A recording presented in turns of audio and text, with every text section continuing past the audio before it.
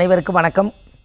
பாரம்பரிய திருவள்ளுவர் குல வம்சம் பிரசன்ன ஜோதிடர் சுபமாரிமுத்து திருப்பூரிலிருந்து இந்த பதிவு உங்களுக்காக. இன்றைக்கு ஒரு அற்புதமான ஒரு ஆலயத்தை பற்றி தான் இன்றைக்கி அறிமுகப்படுத்த போகிறோம். இதில் என்னென்னா, நவ கைலாயம் கேள்விப்பட்டிருக்கிறீங்களா? நவ கைலாயம் 9 கைலாய கோயில் நம்ம தமிழ்நாட்டுக்குள்ளேயே இருக்குது. இது இத்தனை காலமாக நம்மளுக்கு மக்களுக்கு இது கொண்டு போய் சேர்த்தலை. அதனால் இது கொஞ்சம் தெரியாமலே போயிருக்கலாம். அப்போ பாருங்களேன், நவகிரக ஸ்தலத்தை நம்ம பார்த்துருக்குறோம். நவ கைலாய கோயில் இது வரைக்கும் பார்த்துருக்குறோமா?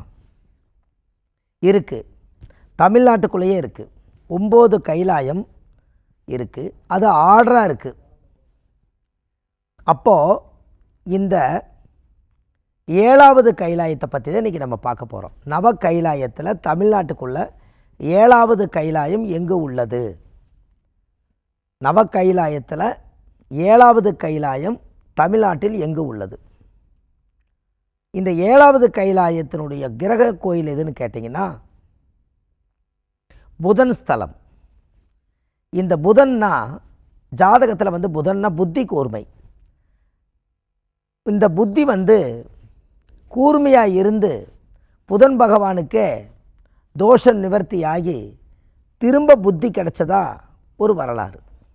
அப்படின்னா பாருங்கள், புதன் என்பது புத்தி, அறிவு, கல்வி, ஞானம். இதை இழந்ததெல்லாம் திரும்ப பெற்ற கோயில் எதுன்னு கேட்டிங்கன்னா, நவ கைலாயத்தில் புதன் ஸ்தலம். அப்போது இந்த அமைப்பு இது எங்கே இருக்குது, இது எப்படி நம்ம இந்த கோயிலை கண்டுபிடிக்கிறது அப்படிங்கிறது தான் இந்த விஷயம். இந்த கோவில் புதன் ஸ்தலமாக தான் இயங்குது. 7வது கைலாயம். இந்த 7வது கைலாயம் புதன் ஸ்தலமாக இருக்குது.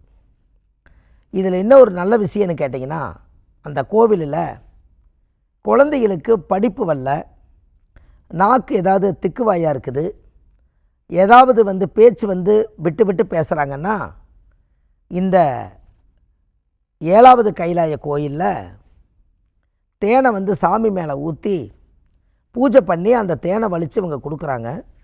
தினந்தோறும் அந்த தேனை தொட்டு நாக்கில் வச்சா அந்த குழந்தை நல்லா ஆரோக்கியமாக படிக்குது, கல்வி ஞானம் பேசுது. இது எல்லா விஷயம் புத்தி கூர்மையாக இருக்குது. இது எல்லாமே அங்கே தான் இந்த கோயிலில் இந்த அதிசயம் நடக்குது. இது ஆண்டாண்டு காலமாக நடக்குது, நம்மளுக்கு தெரியல. புத்தி கூர்மை அப்படின்னா பாருங்கள், இந்த புத்தி கூர்மையாக இருக்கிறத நம்ம சரி பண்ணுறதுக்காகத்தான் இந்த விஷயத்தை நம்ம உலகத்துக்கு எடுத்துகிட்டு போகிறோம். அப்போ அதை நம்ம செய்யணும் அல்லவா? இது நம்ம தெரியாமல், நம்மளுடைய கர்மம் என்னன்னே நம்மளுக்கு தெரியாமல் நம்ம இது வரைக்கும் போயிருந்தோம். இந்த தோஷத்தை நிவர்த்தி பண்ணக்கூடிய 7வது கைலாய கோயில் தான் இது. திருநெல்வேலி மாவட்டம் திருப்பேரையூர் கைலாசநாதர். இது புதன் ஸ்தலம். நீங்கள் கூகுளில் சர்ச் பண்ணிங்கன்னா திருப்பேரையூர் கைலாசநாதர் புதன் ஸ்தலம். இந்த புதன் ஸ்தலத்தில் தான் இவ்வளவு ரகசியங்கள் புதைஞ்சிருக்கு. அப்போ இதை நம்ம சரியாக செஞ்சுக்கலாம் அல்லவா? நம்ம முன்னோர்கள் அந்த காலத்தில் இது எல்லாமே கரெக்டாக செய்து வச்சுருந்துருக்காங்க. இது நம்ம நவ கைலாயத்தில் 7வது கைலாயம். இது புதன் ஸ்தலம். எப்படின்னு பாருங்க, புதன் புத்தி, அறிவு, கல்வி, ஞானம், வித்தை அனைத்து இழந்தவங்க இந்த கோயிலுக்கு போயிட்டு வந்தால் திரும்ப கிடைக்குமா? எப்படி? நீங்கள் அந்த கோயிலுக்கு போய் அங்கே தேனு தான் அங்கே ஸ்பெஷல். அந்த சிவன் கோவிலில் அந்த தேனு தான் அந்த ஸ்பெஷல். இந்த தேனை ஒரு 1/2 லிட்டர் 1 லிட்டர் வாங்கிட்டு போய் சாமி மேலே, சிவன் மேலே ஊற்றி அவங்களே வலித்து கையில் கொடுத்துட்றாங்க. அந்த சாமி மேலே பட்ட லிங்கத்துக்கு அந்த பவர். அதை வாங்கி டெய்லி தேனை நாக்கில் தொட்டு வச்சா அந்த குழந்தைகள் ஆரோக்கியமாக படிக்குது. இது உண்மையாலுமே எதிர்காலத்தில் வரக்கூடிய படிக்கிற மாணவர்களுக்கு, ஒரு டாக்டருக்கு நான் படிக்கணும், நான் கலெக்டருக்கு நான் படிக்கணும், இந்த நாட்டுக்கு நான் ஏதாவது பெரிய ஒரு பதவி, ஒரு உதவி செய்யணும்னு நினைக்கிறவங்க, நீங்கள் நல்லா படித்து இந்த சமூக சேவைக்கு எடுக்கிறவங்க வாழ்க்கையில் ஒரு முறை அந்த மண்ணை மிதிச்சிட்டு வாங்க, உங்களுக்கு எல்லா தோஷம் நிவர்த்தியாகும். இந்த புதன் ஸ்தலத்தில் நீங்கள் போய் அந்த நதியில் குளிக்கணும், சாமிக்கு தேங்காய் பழம், பூமாலை, கல்கண்டு வாங்கி அர்ச்சனை பண்ணி அந்த சாமி கும்பிடணும். அந்த கோவிலில் முன்னோர்களுக்கு மோட்ச தெய்வ விளக்கு ஏற்றணும். கோவிலில் 1 மணி நேரம் பூஜை பண்ணி உங்கள் ஜாதகத்தை வச்சு பூஜை பண்ணி கும்பிடணும். இவ்வளவு நீங்கள் செஞ்சால் உங்களோட படித்த கல்வி அத்தனையும் நம்மளோட ஞாபக சக்தியில் இல்லைன்னா திரும்ப கிடைக்கும். இதான் கடவுளோட பவர். பாருங்களேன், உங்களுக்கு ஒன்று தெரியுமா? நவகிரகங்கள் தான் நம்மளை ஆட்டி படைக்குது. ஆனால் அவரை விட சக்தி வந்து சாமி கோயிலில் இருக்கக்கூடிய சாமி சிவலிங்கத்துக்கு தான் பவர். ஏன் அப்படி? நவகிரகங்கள் பிறக்கும்போது நம்மளோட ஜாதகத்தை பிடிச்சிக்குது. அதன்படி நம்ம கொண்டு வந்த கர்மாவோட, கொடுத்த கர்மாவோட, செய்த கர்மாவோட ஜாயிண்ட் ஆகிக்குது. ஆனால் கடவுள் ஒருத்தர் மட்டும் கிரகத்துக்கெல்லாம் பெரியவராகிறார். அதனால தான் அவரை மூலஸ்தானத்தில் வச்சு கும்பிட்றாங்க. அப்படி இல்லைன்னா நவகிரகத்தை மூலஸ்தானத்தில் வச்சுருப்பாங்கல்ல, சிவலிங்கத்தை கொண்டு வந்து வெளியே வச்சுருப்பாங்கல்ல. ஏன்? சிவன் என்பது உலகத்துக்கு கடவுள். அந்த கடவுள் ரூபத்தில் தான் நாள் என்ன செய்யும், நாடி வந்த கோள் என்ன செய்யும்னு சொன்னாங்க. அப்போ எல்லாமே இதிலேருந்து என்னென்னா அந்த பெரிய கடவுள்கிட்ட இருந்து தான் பவர் எல்லாத்துக்கும் உருவாகுது. அப்போ நீங்கள் 7வது கைலாசநாதரை நீங்கள் கண்டிப்பாக பார்க்கணும். திருப்பேரையூர் போடுங்க, கூகுளில் சர்ச் பண்ணுங்கள். திருப்பேரையூர் கைலாசநாதர் புதன் ஸ்தலம்னு அடிங்க. இந்த கோவில் உங்கள் வாழ்க்கையில் நீங்கள் தெரிஞ்சுக்க வேண்டிய கோயில்,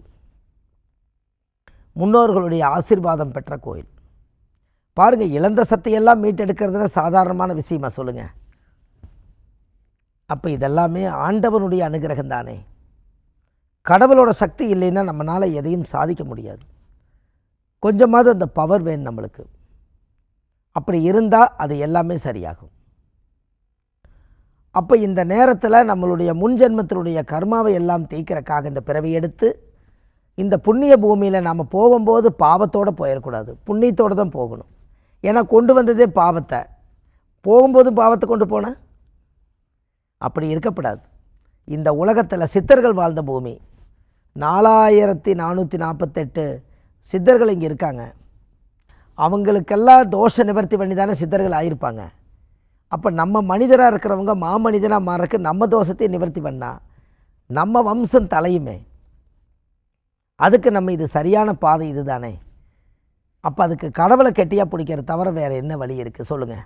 நம்ம தமிழ்நாட்டுக்குள்ளேயே திருநெல்வேலி மாவட்டத்துக்குள்ளே இந்த கோவில் அமைஞ்சிருக்குது, இந்த நவக்கைலாயம் அமைஞ்சிருக்குது.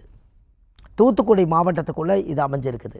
அப்போ நம்ம ஒரு முறை போனால் நவக்கைலாய கோயிலுக்கு நம்ம 2 நாள் 3 நாள் சுத்தவத்தமாக இருந்து விரதம் இருந்து இந்த 9 கைலாயத்துக்கு நான் போயிட்டு வரேன், என்னுடைய குடும்பம் நல்லா இருக்கும்னு சொல்லி நீங்கள் மனசார பூஜை பண்ணாலே பெரிய விஷயம். இதுக்கு நம்ம அழைச்சிட்டு போகிறோம். எல்லா மக்களையும் அழைச்சிட்டு போய் 9 கோயிலையும் நம்ம காமிக்கிறோம். நவக்கைலாய கோயிலில் போய் 9 கோயிலையும் நம்ம காமிச்சு அந்த 9 கோயிலையும் போய் சாமிக்கு தேங்காய் பழம் பூமாலை கல்கண்டு பூஜையெல்லாம் பண்ணி நம்ம 9 கோயிலையும் முன்னோர்களுக்கு மோட்ச தீப விளக்கேற்றி இந்த கைலாசநாதர் கோயிலில் போய் எல்லா சிவலிங்கத்தை வழிபட்டு வந்தால் நம்மளுக்கு பிடிச்ச எல்லா தோஷம் நம்மளை விட்டு போயிடுமா. 21 தலைமுறையிலேருந்து வந்த சாப பாவமெல்லாம் நிவர்த்தி ஆகுமா. அப்போ நீங்கள் கண்டிப்பாக போகணுமில்லவா. இப்படி நம்ம கீழே இந்த மாதிரி ஒரு தகவல் வந்து இப்போ உங்களுக்கு நம்ம அறிமுகப்படுத்தியிருக்கேன். அப்போ யாருக்கெல்லாம் விருப்பம் இருக்குதோ அவங்க எல்லாருமே கீழே போயிட்டு இருக்க நம்பருக்கு கால் பண்ணிங்கன்னா உங்களுக்கு வந்து அந்த கோவில் வந்து அந்த தகவல் உங்களுக்கு கிடச்சிரும்.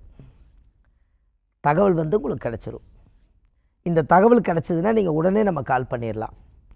இதை கால் பண்ணி அதைய எங்கே எப்படி போகிறது, என்ன நாள் கிளம்புறது, எல்லா விவரமே உங்களுக்கு எல்லாம் சொல்லிடுவாங்க. இது எல்லாம் நீங்கள் அப்படி பண்ணுங்கள். இதை பண்ணினீங்கன்னா இன்னும் நல்ல பெரிய மாற்றங்கள் உருவாகிடும். இது இல்லாமல் இந்த ஆதிகால பரிகார புத்தகத்தை நம்ம கொடுத்துருக்கோம்.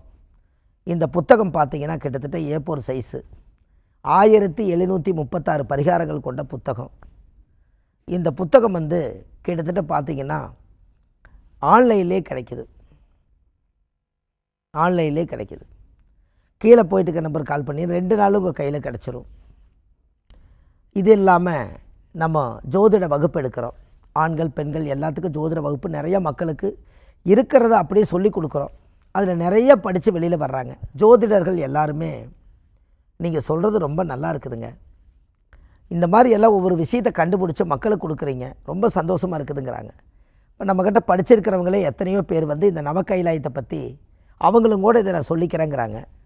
அப்போ என்ன காரணம்னு கேட்டிங்கன்னா அள்ளி கொடுக்காட்டி சொல்லி கொடுங்கிறோம். நாம் கொடுத்தா மற்றவங்களுக்கு அது போய் சேருது. ஆனால் நாம் வந்து நம்மக்கிட்ட படித்தவங்க தான் அதை சொல்கிறாங்க. ஏன் அப்படி? அவங்களுக்கு என்ன காரணம்னா, எல்லா அறிவும் எல்லா ஆற்றலும் எல்லாம் இறைவன் கொடுப்பதில்லை. என் மூலியமாக கோயில் போய் உங்களுக்கு சேர்ந்து கோயிலுக்கு போகிறதுக்கு பதிலாக அவங்க மூலியமாக தான் போகணுங்கிற விதி இருந்தால் இதை படித்ததை சொல்லித்தான் ஆகணவங்க. அப்படின்னா பாரு. அதனால் உலகத்தோட பொது சொத்தை இதில் யார் வேணாலும் எடுத்து அவங்க சொல்கிறதில்ல எந்த தப்பும் இல்லை. ஏன்னா ஒரு விஷயம் தெரியலேன்னு தானே அவங்க தெரிஞ்சுக்கிறாங்க. அப்போது அப்படி இருக்கும்போது இந்த பதிவே இன்றைக்கி நம்ம கொடுக்கறதே உலக மக்கள் நலனுக்காகத்தான் நம்ம கொடுக்குறோம். அதுக்கு தூதர்கள் தான் நம்ம ஜோதிடர்கள்.